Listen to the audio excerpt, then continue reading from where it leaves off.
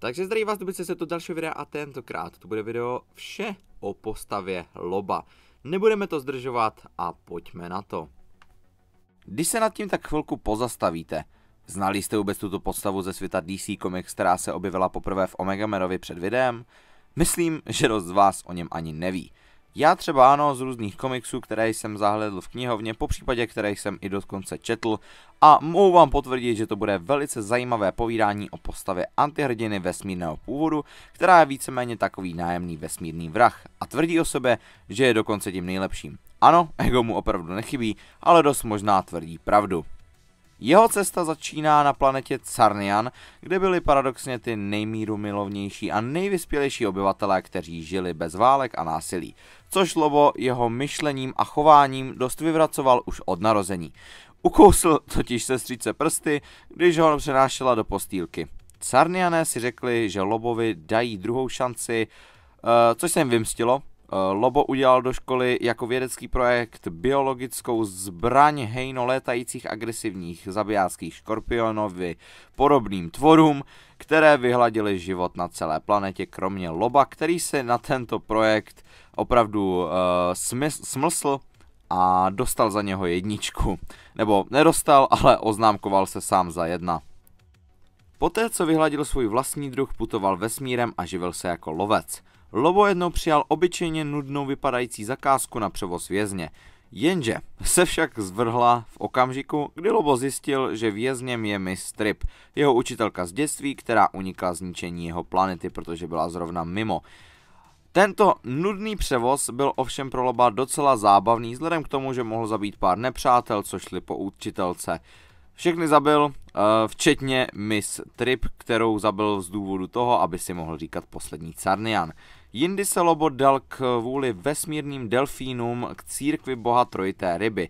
Stal se arcibiskupem tohoto mírumilovného náboženství a staral se o uprchlíky ze sektoru 3500. Jediný tvor, kterého má totiž Lobo rád, jak bylo řečeno, jsou vesmírní delfíni, nebo celkové ryby. Ano, delfíni nejsou doslova ryby a jsou to savci, ale miluje doslova a dá se říct, že ačkoliv to prostě nejsou ryby, tak delfíni jsou pro Loba absolutní vrchol toho, co má rád, a opravdu dozvíte se, že toho rád moc nemá. Ale je zase známo, že nenávidí superhrdiny. Zabil jich už stovky, i když Santa Claus není úplně superhrdina, tak zabil i Santa Clause a úplně děti z toho neměly radost. Zajímavé, že? Když se pohledneme na jeho charakter a schopnosti, tak zjistíme, že je to prostě motorkářský a rockerský bastard. Rád se pere, způsobuje konflikty a jak bylo řečeno, rád jezdí na motorkách. Jediná věc, kterou nikdy neporuší, je slib. Opravdu dodrží sebemenší slovo, nelže, nezradí. Jak by sám řekl, rád kouří, chlastá, poslouchá tvrdou muziku a ještě má rád jako správný chlap peníze a ženy. Což mnohé vysvětluje, určitě doporučuji si přečíst komiksy, ale k tím se dostaneme za chvilku. Bohužel i Lobo pomalu podléhá dnešní politické korektnosti a je tedy stále měkčí, méně zlý a tak dále. Ačkoliv se to teda nezdá, Lobo je nesmírně inteligentní, dokáže plánovat, taktizovat i vymýšlet a vyrábět vynálezy. Dokáže postavit bombu schopnou zničit planetu, stroj času i vytvořit virus, co vyhladí celou rasu. Je sebejistý, odvážný, nebojí se ničeho ani nikoho, také je velice hrdý a tvrdohlavý. Nenávidí demokracii, vlajky, rovnoprávnost, zákony, lidská práva, hnědé boty, krátké vlasy, víru v dobro a mnoho dalších věcí. Takže opravdu je to absolutní antihrdina, což potvrzuje v mnoha faktorech. Co se týče jeho schopností, tak je opravdu silným jedincem, který se dokáže být se Supermanem. Jeho kombinace inteligence, kterou nedává najevo, síly a technologie, ho dělá opravdu silnou postavou. Jak už bylo řečeno, dokáže bojovat se Supermanem, což z něho dělá prakticky nemezis této postavy, i když není oficiálně potvrzený. Je silný, odolný, rychlý, má schopnost regenerace, nemůže zemřít kvůli tomu, že byl vypovězen jak z nebe, tak i z pekla, nestárne, má skvěle vyvinutý čich, dorozumí se 17 897 jazyky. Ano, 17 897 jazyky. Neuvěřitelné, že? Dříve měl dokonce i schopnost klonování, než mu ji vzal Vril Dox, jeho víceméně nájemník, který ho posílal do hodně misí. Jakmile dostane zakázku, vždy ji splní a kořist neuprchne, takže je i spolehlivý. Tím pádem kromě létání je skoro takový zlý Superman, když to řekneme opravdu s velkým nadhledem.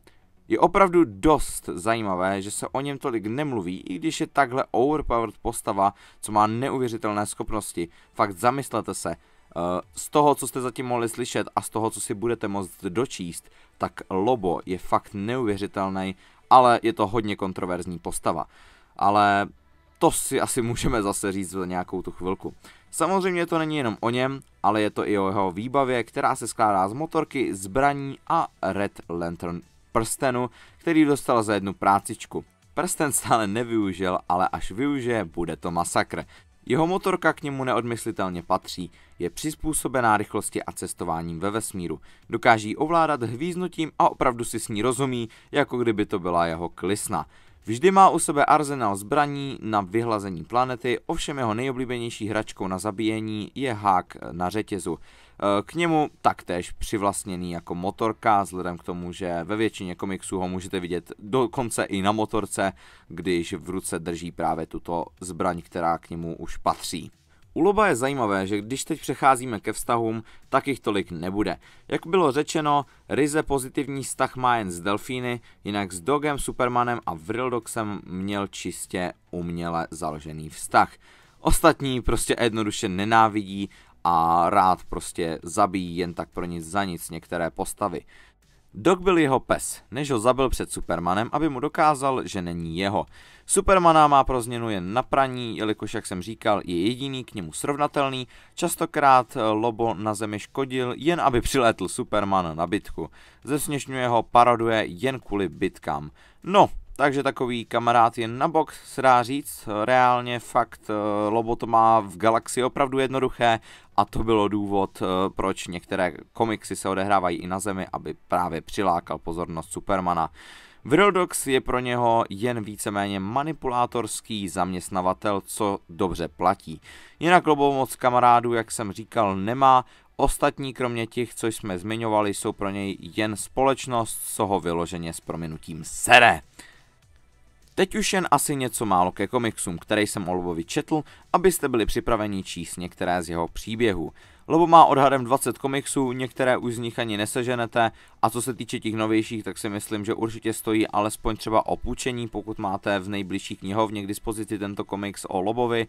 Hodně bych mohl doporučit třeba Lobo a Maska, ale já jsem teda nejnovější čet, se kterého teď budu čerpat, Lobo a Incident na Pánských záchodcích. Humor je celkově dost kontroverzní a opravdu záleží na vás. Lobovy komiksy bych doporučil dětem od 13 let a výš, jelikož, jak jsem říkal, jsou vulgární a častokrát přes hranu, což některé děti by ani nemuseli v tuhletu chvíli úplně vzít v pohodě. Já jsem četl komiks Incident na Pánských záchodcích, jak jsem říkal, a na to, že to byl komiks, tak jsem se docela zasmál a někdy mi to zase pro změnu přišlo dost zvláštní. Teď vám asi jenom ukážu pár příkladů a narážek, které byly v tomto komiksu. Například, v Kokotech začínají do tuhého. Jen tak pro upřesnění, Kokoti byly vlastně město v tom komiksu.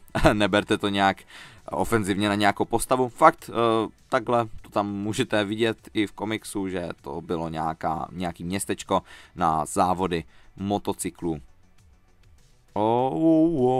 Imbecily lásky, to je muzika.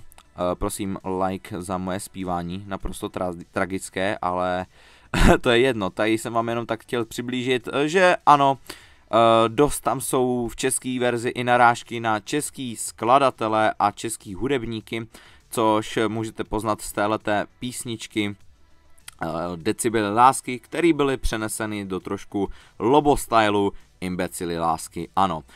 Když teda jsme u toho Michala Davida, tak samozřejmě taky musím zmínit narážku s tričkem Karla Gotta. No a když jsme zase trošku u těch puberťáckých forků, tak tady máme i Sperma Express, honíme za vás. Ano, opravdu, jak jsem říkal, Lobo má dost kontroverzně založený komiksy a buď vás to pobaví, nebo kroutíte očima. Je to opravdová jízda se vším všudy. Tahle postava je něčím speciální na rozdíl od ostatních a dost bych ji přirovnal třeba k Knight Riderovi od Marvelu, po případě Deadpoolovi, nejlépe když to smícháte dohromady a přidáte tomu trošku rockerskou vizáž, tak si myslím, že Lobo je přesně postava pro vás, fakt strašně komický ty komiksy některý a dá se říct, že tyhle ty komiksy si zamilujete, pokud máte ten humor nastavený takhle, pokud pro změnu nemáte rádi tento typ humoru a nemáte prostě celkově rádi takový ten drsnej styl, tak bych se toho pro změnu asi raději nedotýkal. Přičemž jo, dámy a pánové, toto je všechno z videa o postavě Loba. Doufám, že se vám líbilo, stejně tak jako Lobo sám. I když je to opravdu hodně kontroverzní postava, tak si myslím, že si zaslouží třeba váš nějaký informační přehled nebo něco, co byste o něm mohli vědět. Přičemž každý týden bych se snažil dělat právě tyhle ty videa, ať už to bude o nějaké postavě z nějakého univerza, ať už Marvel, DC, Star Wars, Harry Potter a další, prostě jakýkoliv vás napadne, tak bych se snažil nějak přenést právě do těchto videí. Jednou týdně, jak jsem říkal, to bude. Mám pravděpodobně připravený ještě 2 videa o filmech, který jsem zhlídnul a chtěl bych vám vlastně nabídnout to video příští 2 soboty. Takže určitě, pokud vás zajímají takovýhle typy videí, tak se na to mrkněte. No a ode mě je to dneska teda všechno, doufám, že se vám tohle video líbilo, můžete se nechat like, koment, odběr, sdílení bylo taky super, každopádně odběr se zvonečkem mě potěšil ze všeho nejvíc, však to znáte. Koukněte do popisku, koukněte na kanál, přičemž na kanále se koukněte do playlistu, jestli vás třeba nějaká herní nebo jiná série nezajímá. A ode mě je to dneska všechno, uvidíme se do dalšího videa, takže čau.